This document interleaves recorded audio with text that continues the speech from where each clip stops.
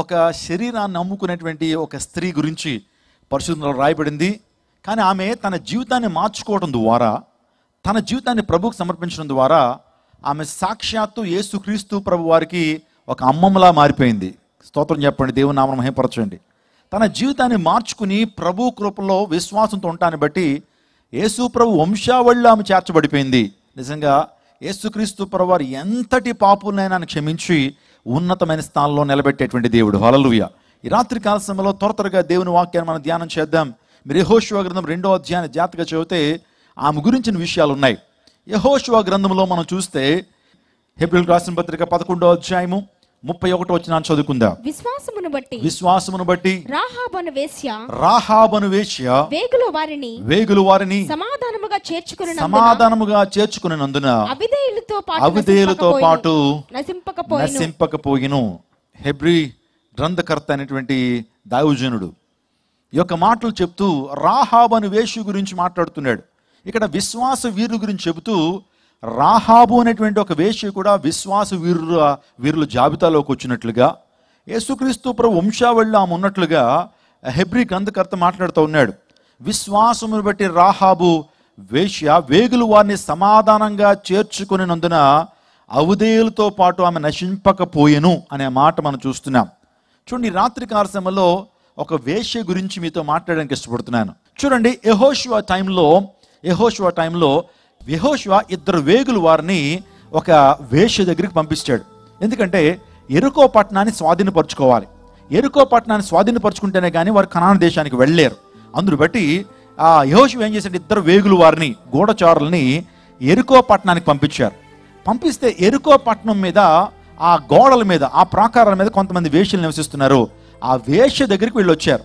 ఆ వేగులు వారు వచ్చి ఏం అడుగుతున్నారంటే, మీ రాజ్యంలో ఎంత సైన్యం ఉంటారు, మీ రాజ్యం యొక్క పరిస్థితి ఏంటి, మొత్తం ఆ పట్టణాన్ని వేగు చూడడానికి పంపించబడ్డారు. ఆలోచన చేయండి, యెరికో పట్టణానికి వేగులు వారిని పంపించాడు. ప్రపంచంలో యెరికో పట్టణం అనేది ఒక పురాతనమైన పట్టణం. యెరికో పట్టణం గురించి చెప్పాలంటే యెరికో పట్టణంలో చాలా చరిత్ర దాగబడి ఉన్నది. యెరికో పట్టణం ఎందుకు ఆ పేరు వచ్చిందని అంటే, యెరికో పట్టణం అనేది ఒక చంద్రదేవుని నామం. పూర్వ దినాల్లో చంద్రుని పూజించేటువంటి వారు యెరికో ప్రజలు.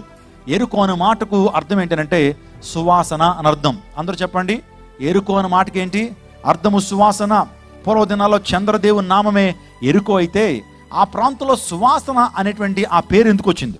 ఈరోజు యెరికో పట్టణంలో మనం చూస్తే కనుక యెరికో పట్టణ ప్రాకారాలు చాలా పెద్ద ప్రాకారాలండి. ఒక పట్టణానికి ప్రాకారాలు ఉంటాయి. ఆ ప్రాకారాలు ఎంత పెద్దవి చూడండి. ఈ యొక్క స్టేడియంకి ఒక ప్రాకారం ఉంది, చుట్టూరు కూడా గోడ ఉంది. మహా అయితే ఎన్ని అంగుళాలు ఉంటాయి? మహా అయితే 9 అంగుళాలు, లేకపోతే 12 అంగుళాలు ఉంటుందేమో.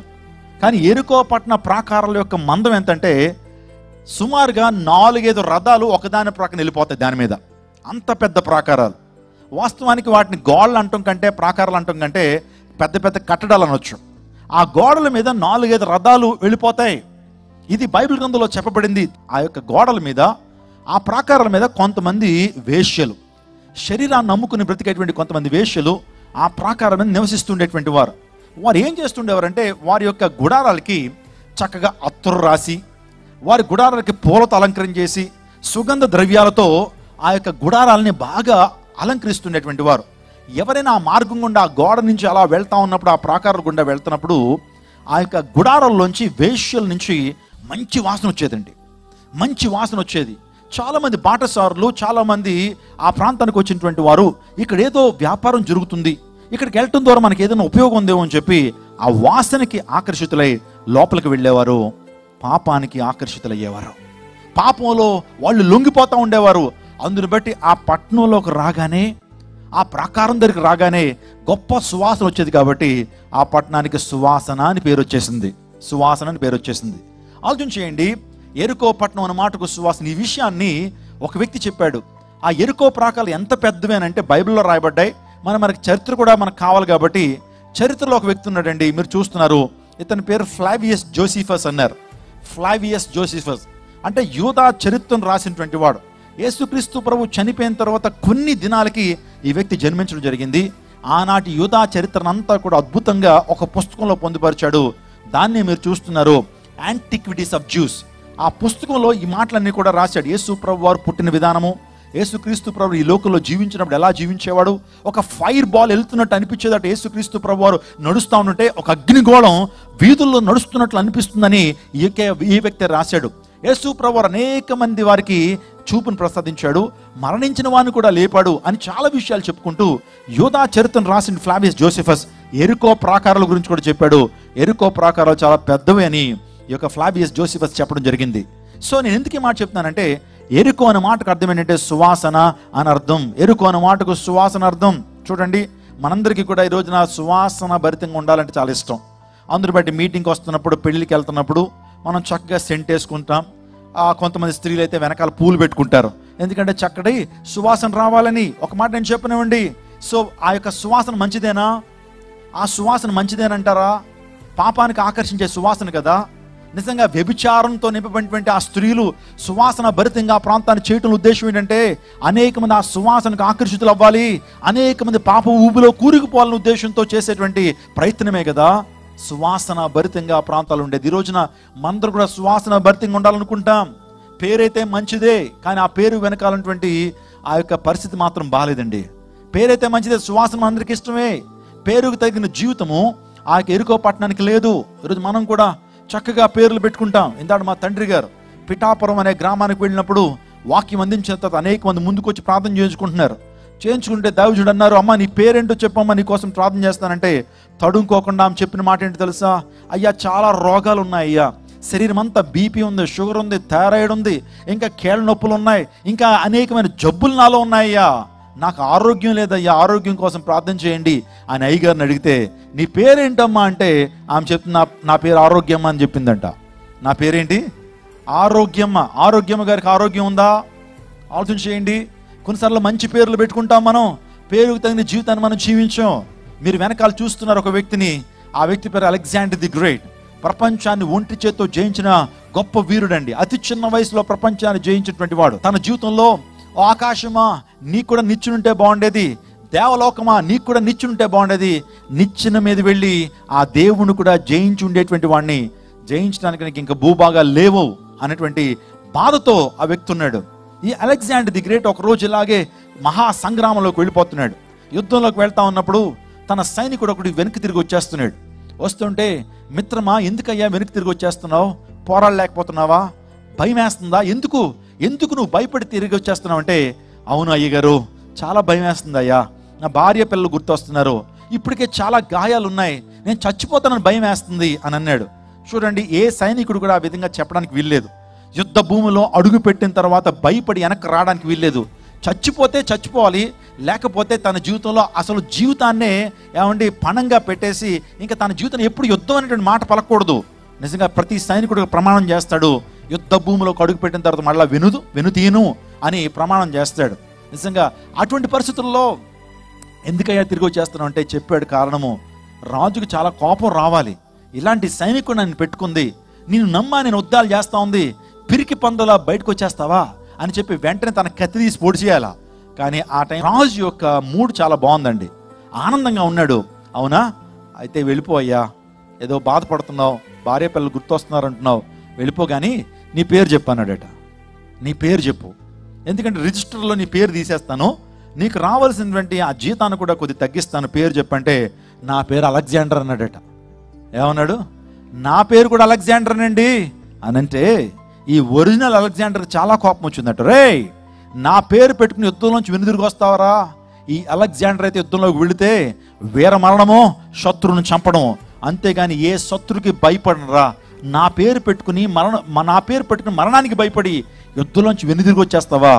నేను ఇప్పుడే 2 ఆప్షన్లు ఇస్తాను. అదేంటంటే పేరన్నా మార్చేసుకో, బ్రతుకన్నా మార్చేసుకో అన్నాడట. పేరన్నా మార్చుకో, బ్రతుకన్నా మార్చుకో అని ఎప్పుడైతే చెప్పగానే నిజంగా అలెగ్జాండర్ ఆ టైంలో కోపంతో చెప్పిన మాటలు, పేరన్నా మార్చుకో, బ్రతుకన్నా మార్చుకో. నేను ఈ విషయాన్ని చదివినప్పుడు నాకు ఒకటి అనిపించింది. ఆఫ్టర్ ఆల్ ఒక రాజు, ఆఫ్టర్ ఆల్ ఒక చక్రవర్తి, ప్రపంచాన్ని జయించినటువంటి వాడే తన పేరుకు కళంకం రాకూడదని అంత బాధపడితే, తన పేరుకు మచ్చ రాకూడదని అంత ఫీల్ అయిపోతే, తన పేరుకు కళంకం వస్తే చరిత్రలో నా పేరు గురించి అందరూ కూడా సిగ్గుగా మాట్లాడుకుంటారని అనుకున్నటువంటి ఆ వ్యక్తే అలా ఫీల్ అయితే, మరి మనందరం కూడా ఈ రోజున యేసుక్రీస్తు ప్రభు పేరు పెట్టుకుని ఈ లోకంలో బ్రతుకుతున్నాం. క్రైస్తవులమని పేరు పెట్టుకుని బ్రతుకుతున్నాం.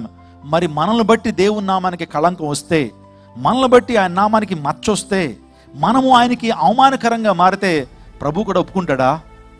ఒక రాజే తన పేరుకు కళంకం రాకూడదు అంత ఫీల్ అయితే, మరి మన ప్రభు అయిన యేసుక్రీస్తు ప్రభు వారు రాజులకు రాజు, ప్రభులకు ప్రభుడు, మనం ఆయనకి కళంకం తీసుకొస్తుంటే, మనం ఆయన పేరుకు మచ్చ తీసుకుంటే ఆయన కూడా అడగడండి, లెక్క అడగడా? ఈరోజు చాలామంది క్రైస్తవులని పేరు పెట్టుకుంటారు, క్రీస్తులా జీవించరు. క్రైస్తవులని పేరు పెట్టుకుంటారు, ఈ క్రైస్తవుడు ఎక్కడ ఉంటాడంటే బ్రాంతి దుకాణంలో ఉంటాడు. వీళ్ళండి క్రైస్తవులని అన్యులు మాట్లాడుకుంటున్న పరిస్థితుల్లో మనం తయారవుతున్న ఐక్యత ఉండదు క్రైస్తవుల్లో. ఇంకా లేకపోతే వేషధారులుగా బ్రతుకుతారు, చెప్పే మాట ఒకటి చేసేటువంటి క్రియ ఒకటి అని మాట్లాడుకుంటున్నారంటే మనకు కాదు చెడ్డ పేరు, మన దేవుణ్ణి మోస్తున్నాం కదా, దేశ నామాన్ని, ఆయనకు చెడ్డ పేరు వస్తుందేమో ఆలోచన చేసావా? ఎరుకో అనే మాటకు సువాసన అర్థం, కానీ ఆ సువాసన వెనకాల రహస్యం మాత్రం మంచిది కాదు. అందరికీ శుభవార్త. ప్రతి ఆదివారం 10,000 మంది ఒక చోట చేరి దేవుణ్ణి ఆరాధిస్తున్న జీవం గల దేవుని సంఘం. స్వస్థత, విడుదల, అభిషేకం పొందాలనుకుంటున్నారా? దురాత్మ శక్తుల నుంచి విడుదల కావాలా? ఆర్థిక ఇబ్బందుల నుంచి విడుదల కావాలా? సంతానలేమితో బాధపడుతున్నారా? కుటుంబ సంక్షేమం కొరకు ప్రత్యేక ప్రార్థనలు కోరుకుంటున్నారా? శాంతి లేక ఆత్మహత్య చేసుకోవాలనుకుంటున్నారా? నిజమైన ఖచ్చితమైన వాక్యం చేత బలపడాలని ఆశిస్తున్నట్టయితే రండి. క్రైస్ట్ టెంపుల్ మీ కొరకే. ప్రతి ఆదివారం 4 ఆరాధనలు జరుగుతున్నాయి. మొదటి ఆరాధన ఉదయం 6 గంటలకు, రెండవ ఆరాధన ఉదయం 8 గంటలకు, మూడవ ఆరాధన ఉదయం 10 గంటలకు, నాల్గవ ఆరాధన సాయంత్రం 6:30 జరుగును. స్థలం Christ temple, Mary Stella indoor stadium, Pantakaluva road, NTR circle, Vijayawada. ముఖ్య ప్రసంగికులు ప్రపంచ వ్యాప్తంగా వాక్యమునందించి కోట్లాది మందికి దీవెనకరముగా ఉన్న మన దైవజనులు రెవరెండ్ డాక్టర్ పాల్ ఇమాన్యుయల్ గారు మరియు నిస్సీ పాల్ గారు శక్తివంతమైన సందేశాలను అందించి ప్రతి ఒక్కరి కొరకు ప్రత్యేక ప్రార్థనలు చేయుదురు. హృదయాలను హత్తుకునే అద్భుతమైన స్తుతి ఆరాధన సాక్ష్యాలు, ప్రతి విశ్వాసిపై ప్రత్యేక శ్రద్ధ, గృహ దర్శనాలు, ఇంకా మరెన్నో. ప్రతి ఆరాధనలో 1000 మంది ప్రజలు పాల్గొంటూ ఆత్మీయముగా బలపడుచున్నారు. పాటలు, ఆరాధన, వర్తమానముల ద్వారా దేవుని ఆత్మీయ కార్యములు అనేకులు పొందుకుంటున్నారు.